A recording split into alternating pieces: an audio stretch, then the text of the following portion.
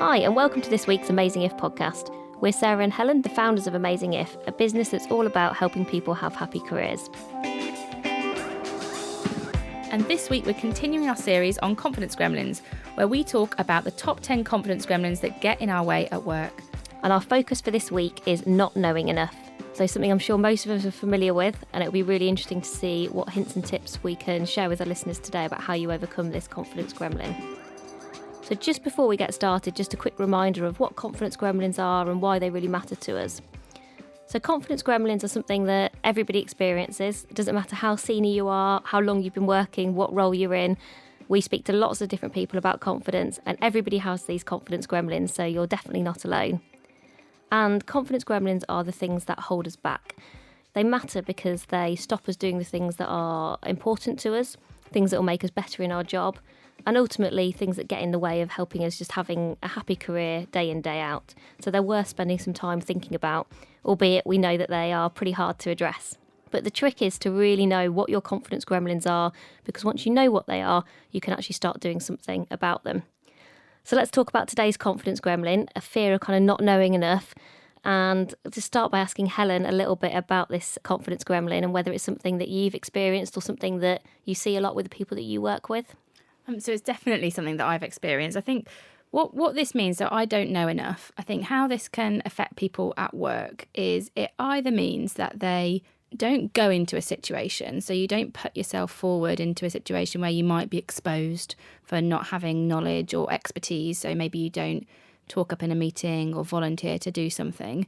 Or on the flip side, you'll still do that meeting, but you prepare to such an exhaustive level that it can be a bit overwhelming because you assume you need to know everything in the room. And I think either way, you're not letting your best self shine because you're either not going to that opportunity or you're just, you're missing maybe others because you're spending a week in a room, going through lots of information that just might not be relevant. So I think a lot of people have this, and I think when we've done lots of courses with people, it seems to come up for people.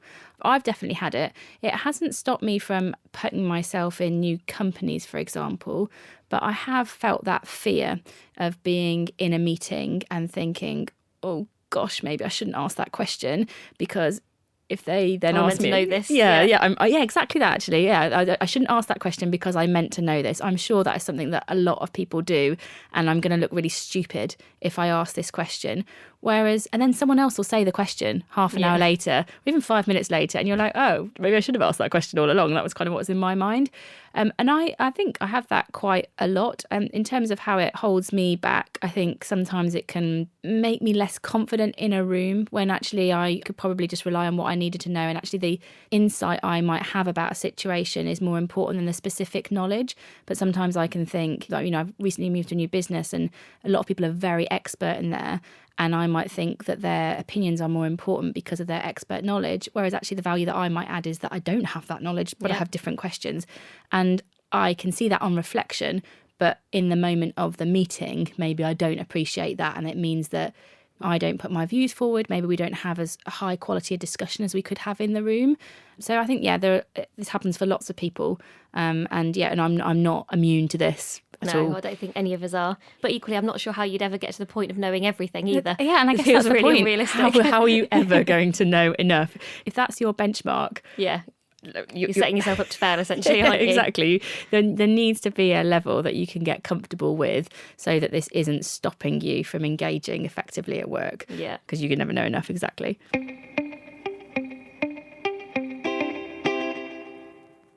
And it's quite interesting, you talked there about it's not stopped you from going to new companies, which is great.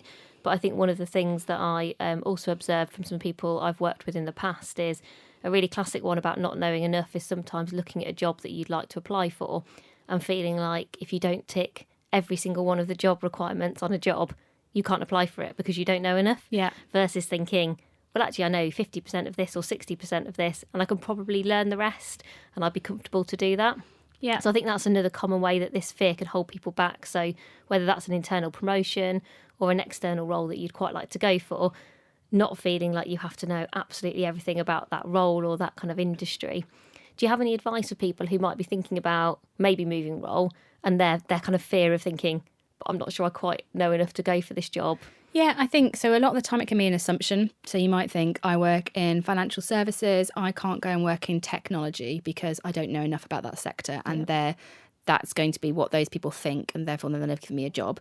And I think that is a complete untested assumption. So I think the first thing is don't let it stop you. Yeah. I think it's really important, though, that you're able to articulate what you do know. So maybe you don't know in depth the technology sector, but maybe you know a specific part of marketing or a specific element of finance that is actually universal regardless of the industry you're in. So I think it's important to focus on what you do know, even if it's not this specific detailed thing that you think is really relevant, and think about how what that thing that you know is relevant. So, for example, I've gone to a technology company now, got a lot to learn there. I definitely don't know enough about what I want to know, but it's not, I wouldn't say it's holding me back at the moment.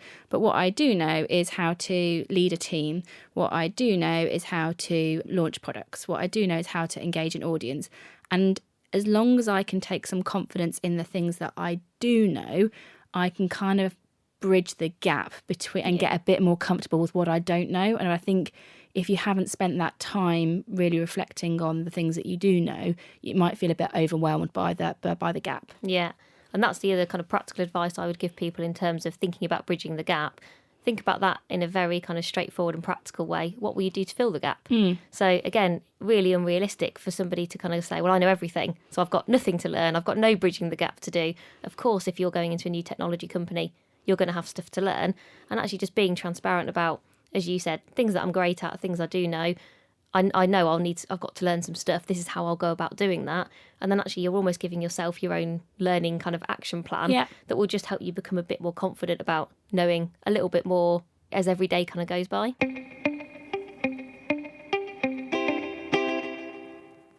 And it's, I think, about building the relevant knowledge. So to that point, you don't need to know everything about your industry. You don't need to know everything about every job of everybody that you work with. That's not going to make you effective. But there are some relevant things that will probably help you. And so focus on those few things that will help you, that mean that you know your business context and you can talk about it. And if you need to go into those areas deeply, do it. But you won't be able to go into everything deeply. So just accept that there are some things you don't know. So I think it's a really good tip to think about building relevant knowledge. And then to, I think, ask for help and maybe be curious about the things that you don't know. So it might be, you say, these are the 3 areas of really relevant knowledge that I think I need to learn about in the next 6 months, particularly if you're going into a new job. So I might say, I need to know about the technology industry, I need to know about the products that my company currently sell, and I need to know about the trends in the next 12 months. I'm just going to know those things.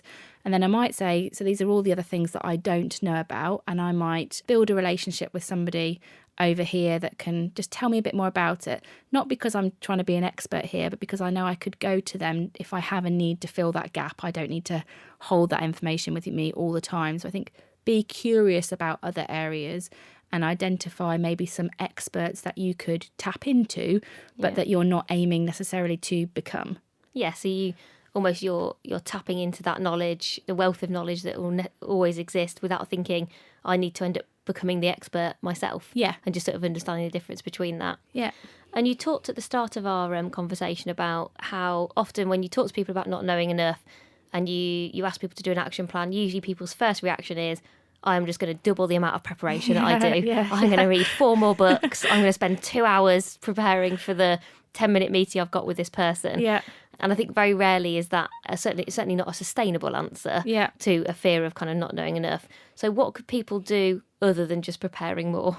This is not an easy one, but I think you have to get used to going into situations where you won't know enough. And that can feel really daunting, I think, for somebody where this has held them back, actually thinking, going to that meeting without having read that whole document can feel really scary. But I think the more you do it, if you've got a contextual awareness and you're curious and you've got good questions, then you can respond to certain things. And I think if not preparing does put you in a situation in a meeting where someone asks you a question that you don't know the answer to, the fear for somebody who has this confidence gremlin is that that's going to result in someone not thinking they're very credible, or maybe them, I don't know, losing an opportunity or not being perceived as being good at their job. Actually, I think that's very rarely the situation. And what you're able to do is say, actually, I don't know the answer to that at the moment, but I'll come back to you.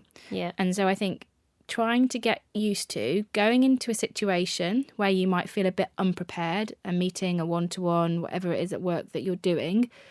And if you are putting a situation in that meeting where you're being asked about something that you think, I don't know the answer to that, don't panic, don't freeze, just admit it and say, actually, I don't know, but I'll come back to you. And I think it's almost knowing that that's there as a backup plan can take some of the fear away. You don't have to know everything. You can ask for help. You can admit when you don't know it. And actually, some of the really good people that I look at, that I work with, whether it's my peers or senior people or people that work for me, I really respect it in a meeting where they say, actually, I don't know, but I'll look into it. And when they definitely come back with that point, I respect that as much as somebody that I think, wow, you know loads.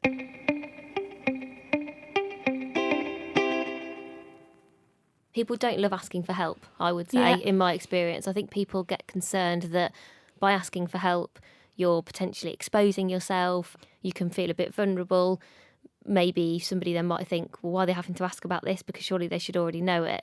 But certainly in my experience, if you ask for help in the right way to the right people, most people really like helping other people. Yeah. Most people enjoy sharing the knowledge that they've got because they think, oh, I actually do know this. Yeah.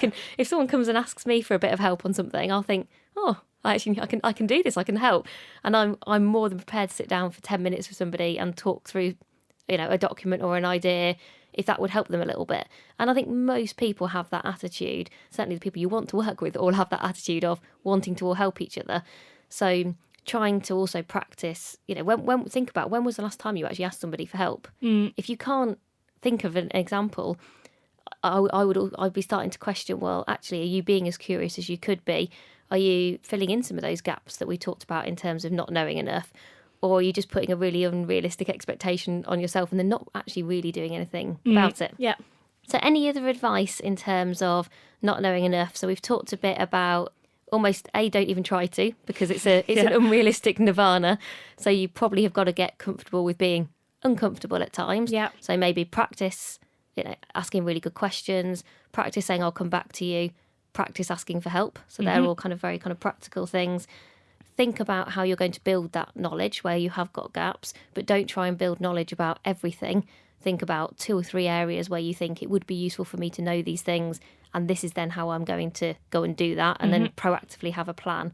Anything else that you would suggest people think about? The only other thing I would say, and I think this is relevant for all of our confidence gremlins actually, is just be really specific about how this is holding you back. So is it, and I think this will look different for different people, so is not knowing enough, is it that you're not speaking up in meetings or that you're not volunteering for something, whatever that thing is, and just think about what is a small test of the assumption that you could do, because I think that will help you to take action. The most important thing is knowing that you've got this confidence gremlin and it's getting in your way.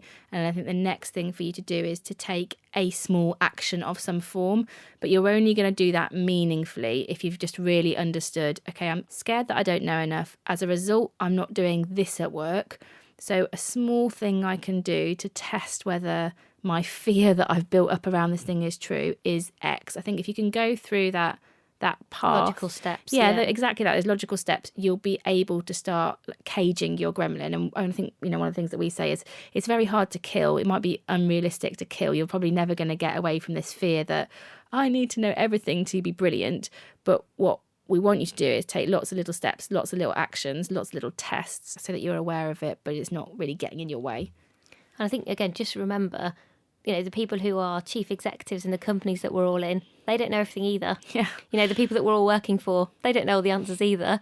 Often what those people are very good at is asking really good questions, which then helps them to fill in the gaps in knowledge that they have. Yeah. So practice that skill set, especially if you're looking to kind of progress into bigger leadership jobs, because I don't look at very many leaders and think they're a brilliant leader because they know everything. I often think one of the characteristics of brilliant leaders is they ask very, very good questions. I had a lovely quote about that as well, and it was about asking questions creates space for answers in your mind. So if you're just reading lots of information, it can potentially just kind of bounce in and out of your mind, basically. Yeah. But actually, when you are asking questions either of it or of other people who are talking, you create the space in your mind for the answers because you're kind of going into it. So I actually think that questioning skill set can be as sometimes maybe more important than knowing the thing itself, and can be, again, a really good bridge if you think, well, I don't know everything. I've started this new job. I don't know everything. But what I will do is ask really good questions. Brilliant. So I think we'll leave it there, and hopefully there's been some really helpful kind of practical advice today around building relevant knowledge, staying curious, and, maybe even applying for a job at some point that you don't know how to do every single part of. I think both Helen and I have done that a few times, and, it's always worked out okay from what I can tell so far. We both seem to be in jobs still, so it can't be that much of a disaster. But do remember, as you're working on all of your confidence gremlins, and actually particularly this one I do think is a really tough one, that it is hard. And actually the first step is just even being aware of your confidence gremlin, and then just starting to take these small tests. Don't expect to make massive strides in progress overnight. These things definitely take time. We talk in some of our other podcasts about, we've both been working on some of our confidence gremlins for years. This is not something you do next week or next month. But the important thing is to almost kind of keep chipping away at it and make sure you recognise the progress that you are making along the way. So make sure you are rewarding yourself. You're taking 5 minutes out to almost say well done, recognising that progress. Share the progress you're making with your line manager, with the people you work with, because again, they can kind of help you continue that journey, because it's something where it is really hard. So it's good if you're not sort of trying to address this all by yourself. So that's it for this week. Thanks so much again for listening to our Amazing If podcast. And if you haven't already, you can subscribe on iTunes to catch up on all of our 10-part series about confidence gremlins. If you'd also like to find out more about how to overcome your confidence gremlins, you can buy our book on Amazon. And as ever, we'd always love to hear from you. If you've got ideas for how you've overcome your confidence gremlins, could be about not knowing enough or any of the other ones in the series, please do get in touch and let us know. And we'd also love any of your ideas for future podcasts. You can tweet us at amazing_if. Until next time, thanks very much. Goodbye. Bye.